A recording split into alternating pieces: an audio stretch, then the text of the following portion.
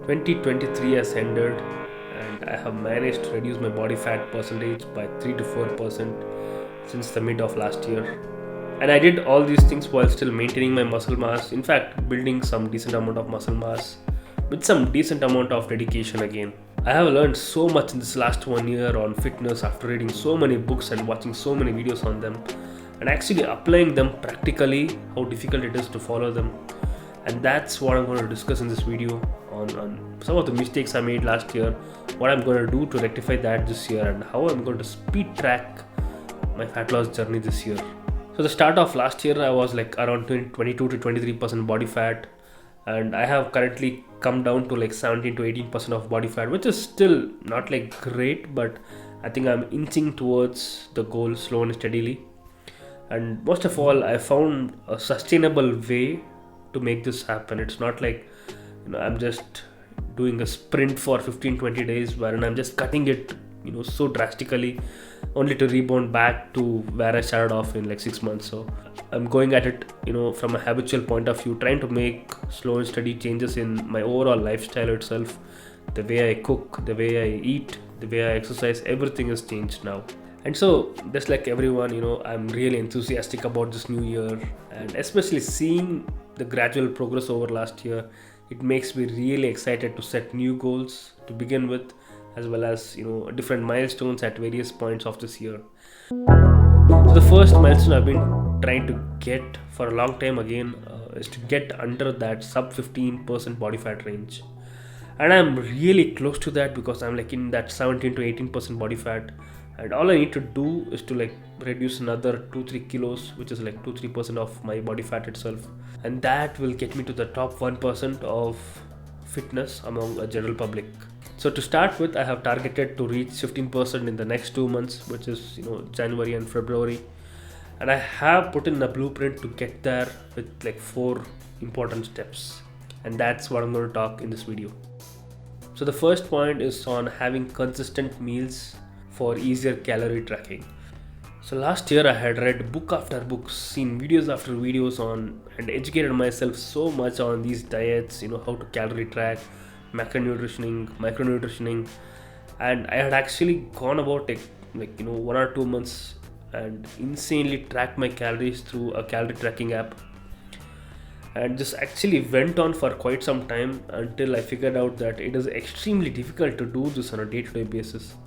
And even though I was like calculating my calories rigorously as possible, there was so much variability in my diet that it was next to impossible to actually predict what sort of calories I'm having in a day, even vaguely, even though I was trying to track it. And I realized that this is not going to be practical, and after a couple of months I actually stopped tracking calories and went back to just maintaining whatever meals I had and focusing more on exercise. But as I end 2023, I've come to a realization that you need to manage your calories if you want to have a sustainable and long-term mechanisms. But at the same time, you don't want to overkill or over-track your calories. But what is the system which can help us do this? Right, that is a missing link in this part. And again, at the end of last year, I continued my research on how can we do this better.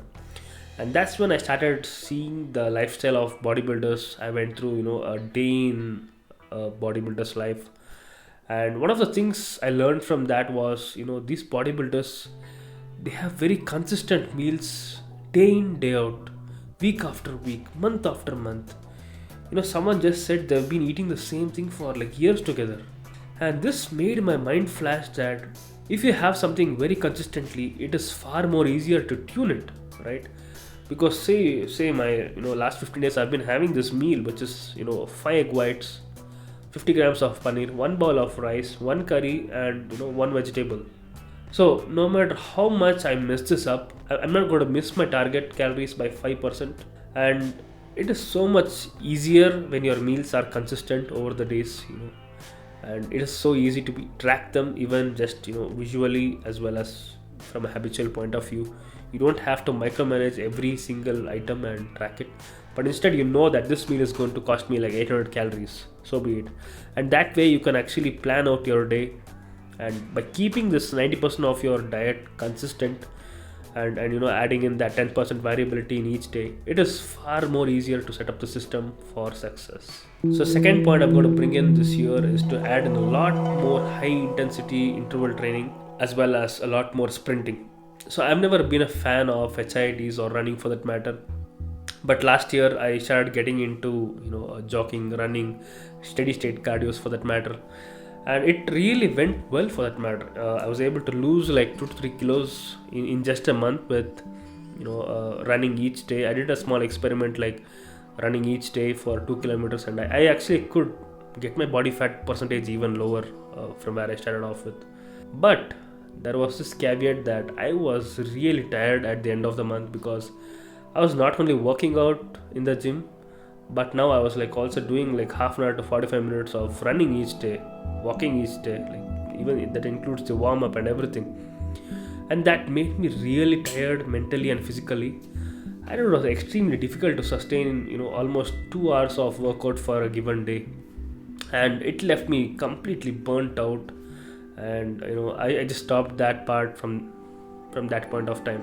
But with some more research and further educating myself, I found out that HIITs or sprintings actually have a very similar benefit. They actually burn very high amount of calories in a short amount of time. So you can get like 10 to 15 minutes of HIIT or sprints for that matter, and it can be equal to like half an hour of your jogging period. And one of the main benefits of HIITs and sprinting is that it doesn't burn through your muscles like steady state cardio, for example running. Instead, what sprinting and HIITs does is it actually promotes muscle building by increasing testosterone indirectly.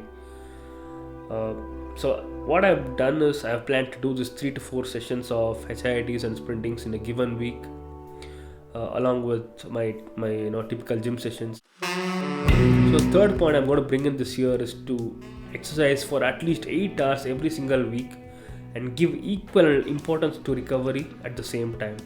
So what happened last year was like I was getting like 3 to 5 hours of exercise each and every week, but again there were weeks where I was not even that consistent as well. But at the same time I was not giving that much focus on recovery, because at certain periods of the year where I was actually running as well, I never gave like rest days to my body, and I found out that I was severely burnt out at the end of the month. That's when I realized the importance of recovery to the human body, the importance of giving rest so that you can actually grow further. And that is something I'm managing to try and learn and also to fix and incorporate this year. And the way I'm going to schedule this 8 hours of exercise per week is to focus more of the exercise towards the weekend, where I can actually take rest and recover, like 3 to 4 hours of the actual exercise towards the weekend, and get about 45 minutes to 1 hour over the weekdays where I actually have a full-time job and I'm doing other things as well. So that's the strategy I'm going to follow to get in this 8 hours of exercise, so that I am growing physically, I'm getting stronger. I make sure I am getting to cover each and every exercise I can, while still getting sufficient recovery through the weekdays as well as the weekends. And finally, the fourth point, a very very underrated point, is that of mental conditioning. It is so important to build a strong and steady mind, because I have seen people who look like beast and perform like beast within the gym, but once they are out of the gym they literally cannot control their mind. They eat all sort of junks and they have no capability to make good decisions.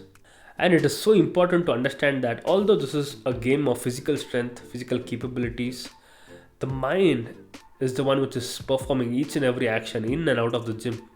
So if you can't control your mind, you're not going to reach your goal of getting to that aesthetic body which you dream of.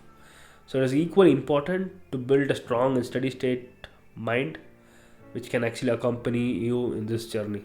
So take time out to actually tame your mind, train your mind, meditate, do yoga, whatever suits you, right? Keep yourself as calm as possible, and that way you're not letting your emotions control you. So this is my plan for these 2 months, which is January and February. I'm going to try this out consistently for 2 months, because I believe it takes some amount of time to see back the results, and I feel that it takes 1 month to just develop these habits, and it takes the other months to actually see some results out of them. But even if, say for example, you can get to reduce even 1 to 2% body fat, I would still call that as success, because now you have developed a system which you require for the rest of the year, and the system helps you to get to the goal.